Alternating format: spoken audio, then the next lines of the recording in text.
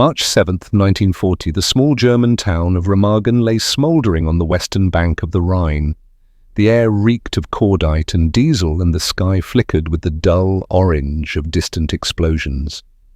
Through the smoke, U.S. infantry from the 9th Armored Division advanced cautiously, boots crunching over shattered glass and shell casings. Then someone froze. There it was. Against all logic, the Ludendorff Bridge still stood. The massive steel span, scarred by bomb blasts and half-shrouded in mist, stretched across the Rhine like a relic of a dying empire. Every soldier knew the rumors the Germans would destroy every bridge before the Allies reached them. Yet this one was intact. Lieutenant Karl Timmerman blinked as if fearing a mirage.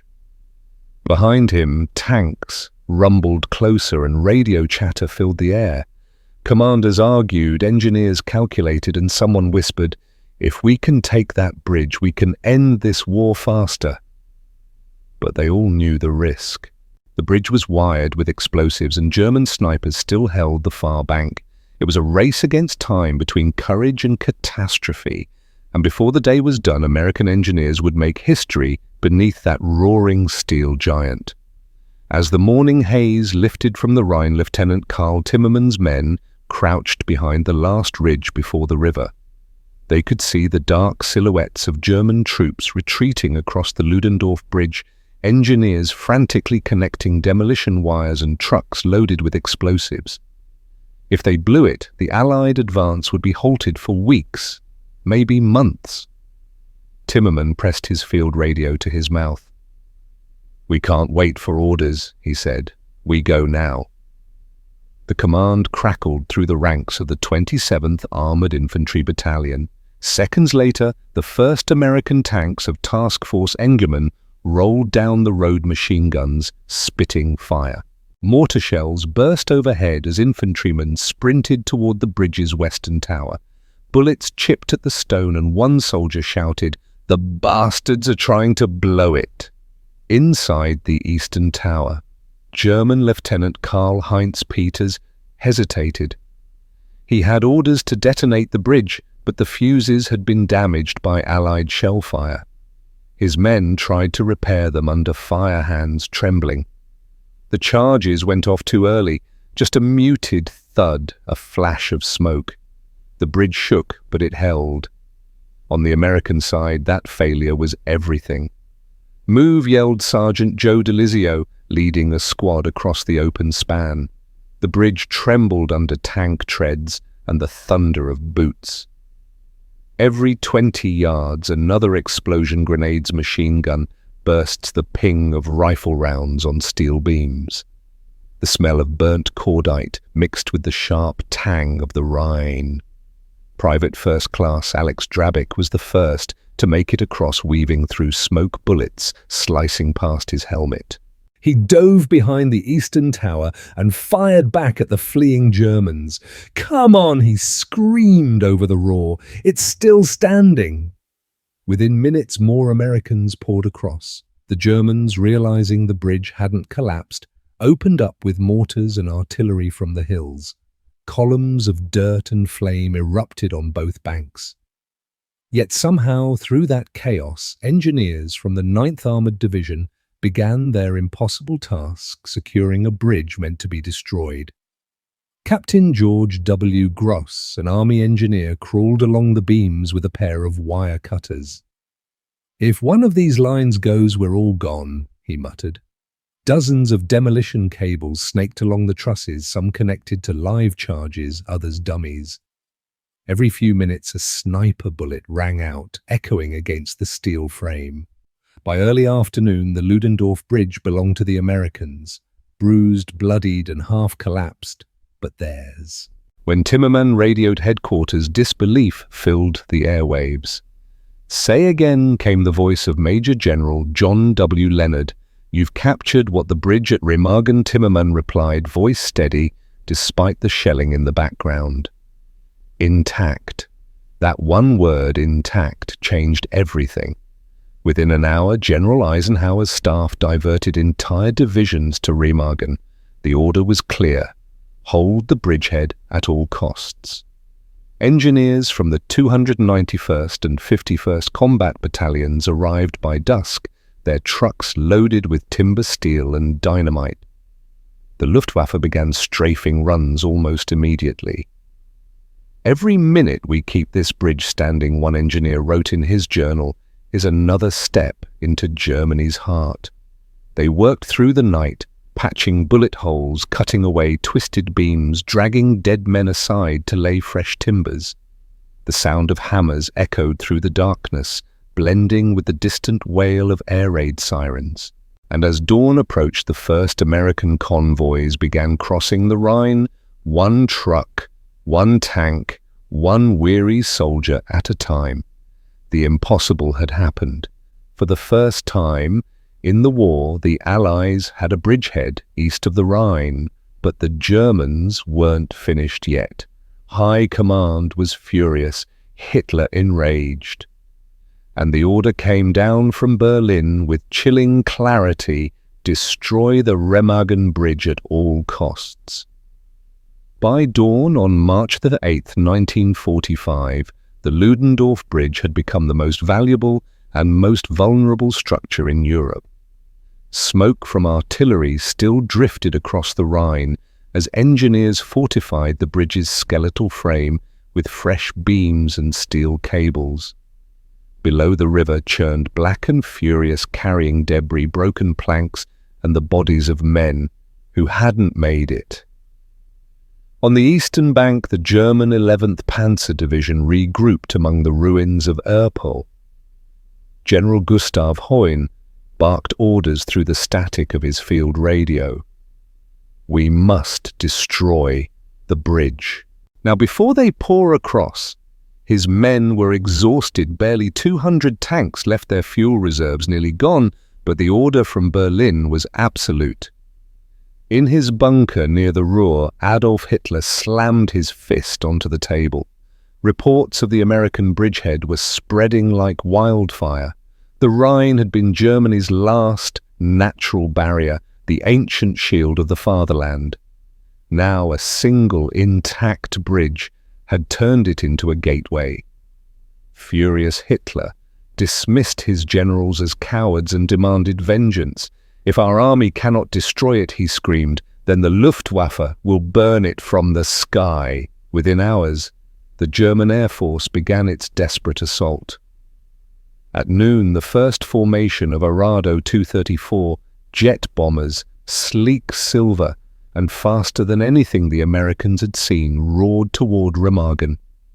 Anti-aircraft guns on both banks erupted, filling the sky with black bursts of flak. Soldiers dropped their tools and dove for cover as explosions tore up the ground. Private Bill Harrison, a combat engineer crouched under the bridge, later recalled, "You could feel every detonation in your bones. The air was so hot you couldn't breathe." A bomb landed just 20 yards from his crew, hurling them into the river. Yet the bridge still stood, its trusses screaming under the strain. At 1500 hours, German artillery joined in. The hills above the Rhine became alive with fire. Shells rained down in rhythmic precision, one after another, hammering the American positions. Engineers fought not just the enemy, but time itself, patching holes, even as more were torn open. Captain Gross directed teams with frantic gestures. Brace the west pier, reinforce the beams. Every swing of a hammer echoed like a heartbeat of defiance. The bridge trembled, sparks flying as welders worked under fire. Nearby, medics dragged the wounded from the rubble, while radio operators screamed coordinates into their sets. The Germans tried everything. Frogmen from the 361st Combat Divers slipped into the current at night, towing mines toward the piers. American searchlights cut across the river, catching their shapes in the water. Machine guns opened up instantly, turning the river crimson. When the divers failed, Hitler authorized V-2 rockets to be redirected from London toward Remagen. On March the 10th, the first rocket streaked across the night sky and exploded in a thunderous orange bloom 3 miles off target. The following days brought more rockets, more air raids, more desperate assaults. Still, the Ludendorff Bridge refused to fall. From the West Bank, thousands of American troops streamed across. Tank columns supplied trucks, field hospitals, all using a bridge that should have been a ruin. Eisenhower's staff named it the bridge that shouldn't exist, and each man who crossed it felt the same awe. "It's like walking into Germany's heart," one sergeant said. "You can feel the whole war shifting beneath your feet." But the engineers knew the truth. The bridge was dying. Steel groaned, bolts snapped, and cracks crawled across its pillars like veins. They reinforced it with everything they had, timber sandbags, even scavenged rail ties, but the strain was unbearable. By March 14th, as another air raid shook the valley, Captain Gross stared up at the trembling span and muttered, "She can't take much more." And he was right. The final collapse was only days away. The night of March 14th was lit not by the moon, but by the constant red pulse of flares and tracer rounds cutting through the darkness.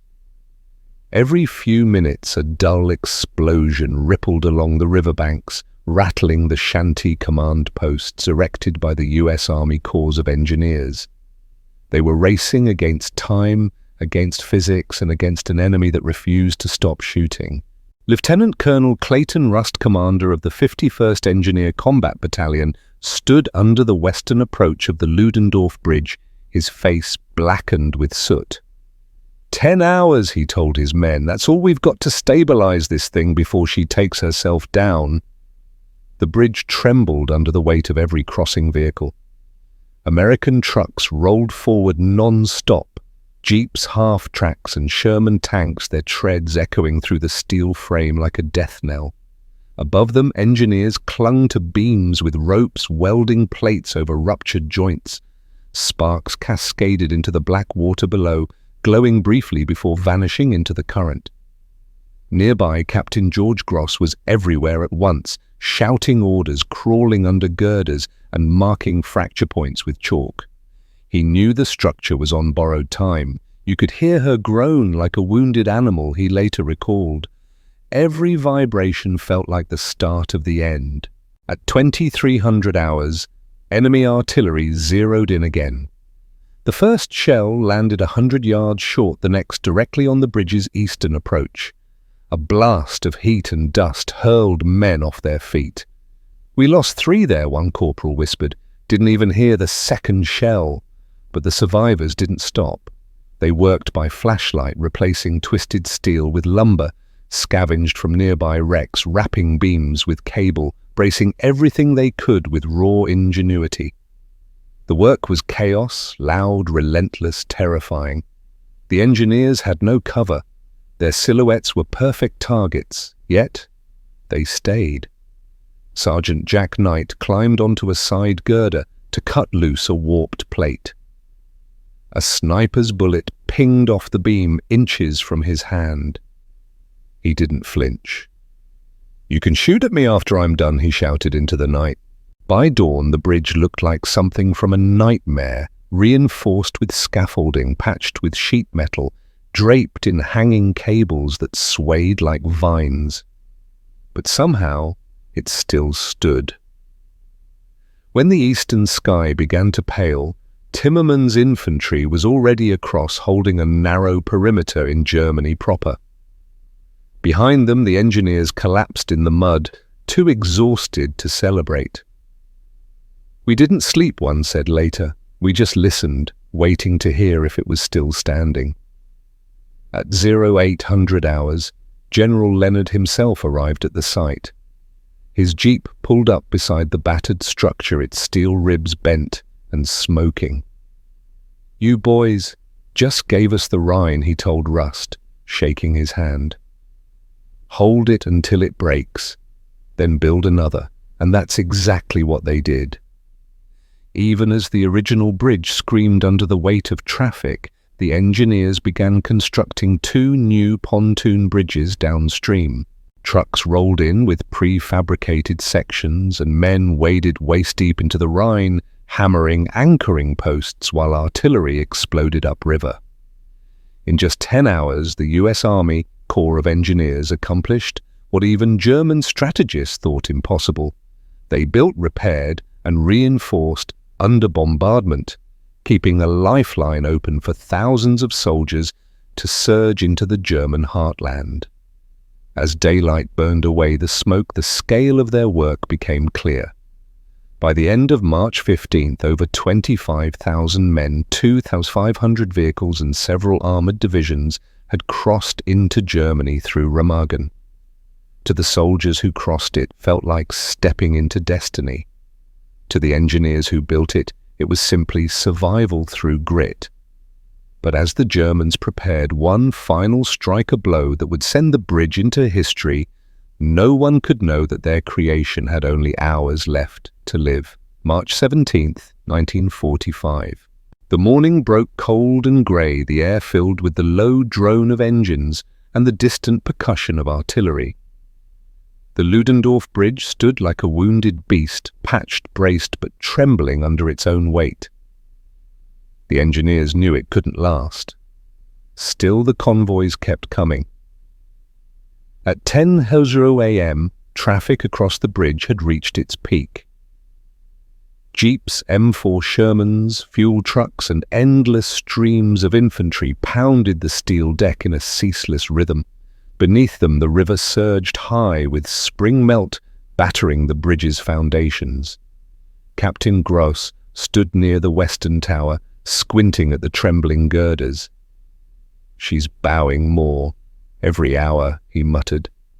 Beside him, Lieutenant Colonel Rust wiped sweat and soot from his brow. "Keep the flow steady," Rust said. "We slow down now. We jam the whole crossing."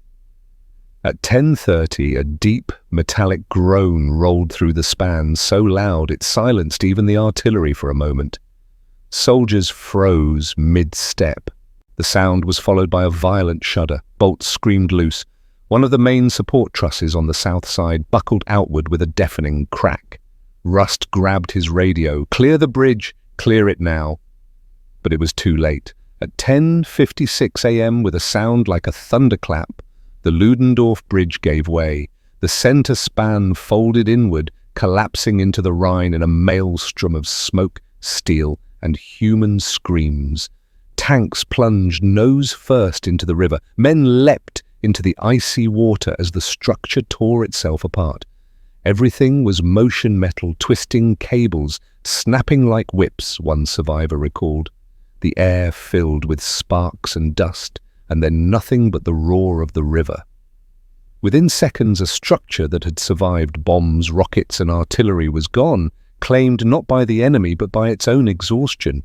Rescue boats rushed to the scene. Engineers dove into the freezing current to pull survivors out. 31 men were killed instantly, most of them engineers who had worked for 10 straight days without rest. Scores more were wounded or missing. When the last debris settled, the Rhine flowed quietly again, carrying pieces of the bridge downstream like blackened bones. General Leonard arrived within the hour. He stood silently at the water's edge, the wind tugging at his coat. The bridge had fallen, yet beyond the river, the American flag already waved over the east bank. Thousands of men had crossed. The mission was complete. Nearby, Captain Gross looked at the twisted wreckage and said softly, "She did her job." Eisenhower's message to Washington was brief but triumphant. The bridge at Remagen has served its purpose. The enemy's last defense on the Rhine is broken. The Germans, too, understood the symbolic weight of what had happened. The failure to destroy the bridge at Remagen cost them more than a crossing point. It shattered the myth of the Rhine as an impenetrable line. Hitler's rage was absolute. Several officers were executed for negligence, including Major Scheller, who had overseen the failed demolition. In Berlin, propaganda ministers tried to frame the collapse as a German victory. But by then it didn't matter. 10 days of defiance had already changed the course of the war. As dusk fell over Remagen, the Rhine glowed red with the reflection of fires burning on both banks.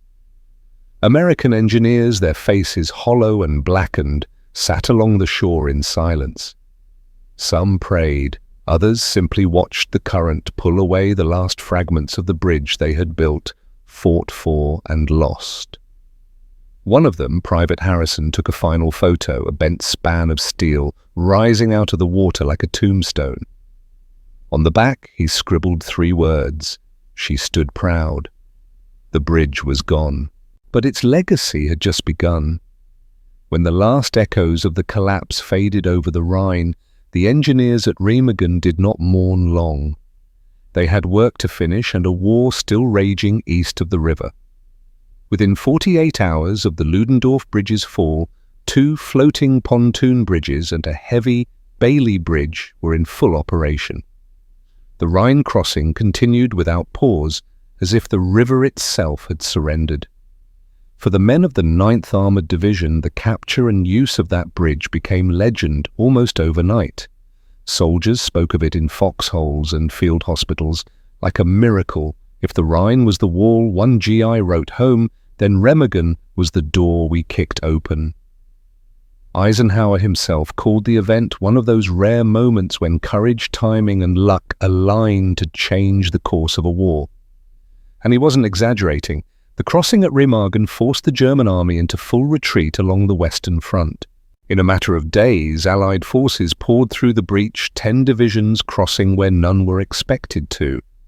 The psychological shock to the German command was devastating. Reports from captured Wehrmacht officers later revealed that morale collapsed almost instantly after Remagen. If they could take the bridge, one said, then nothing was safe anymore. Even Hitler's most loyal generals privately conceded that the war was lost from that moment forward. Yet, the victory came at an unbearable human cost. 31 engineers died in the collapse, many crushed beneath the same steel they had worked so tirelessly to preserve.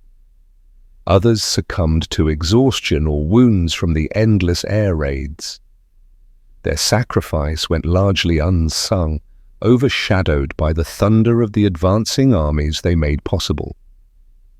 In April, after Germany's surrender, Allied engineers returned to Remagen. The once mighty bridge lay in the shallows like the carcass of some ancient beast, its trusses twisted, its towers pockmarked by shrapnel, its foundations buried in the mud. Local villagers crept out of their cellars, dazed, staring at the blackened wreckage that had turned their quiet town into a crossroads of history. Standing among the ruins, Lieutenant Karl Timmermann, now battle-worn and promoted, looked across the Rhine. One last time. "It wasn't supposed to happen like this," he said quietly. But maybe that's the point. Nothing in war ever does. In the years that followed, the story of the Ludendorff Bridge became more than a tale of engineering. It became a symbol of determination itself. Military academies studied the operation as a case study in initiative and improvisation under fire. Civilian engineers marveled at how in just 10 hours the U.S. Army Corps of Engineers managed to stabilize and rebuild under bombardment. And historians pointed to it as the moment when the Allies proved that no obstacle, not even the Rhine, could stop them. The bridge's 2 stone towers still stand today, one on each side of the river, silent hollow, streaked with rust and soot. They have been preserved as a memorial, a reminder of the soldiers who built, fought, and died there. Visitors can still see scorch marks on the walls and fragments of steel embedded in the earth. On the plaques beneath those towers are names, engineers, infantrymen, officers, and an inscription that reads, "They built not only a bridge, but a path to freedom." The Ludendorff Bridge was not just an engineering triumph. It was proof that human resolve could defy chaos, that in the heart of war construction could matter more than destruction. It lasted only 10 days, But in those 10 days, it carried the weight of victory across a river into Germany and into history. And for every man who crossed that trembling span under fire, it became something greater than steel or stone. It became the bridge that won a war,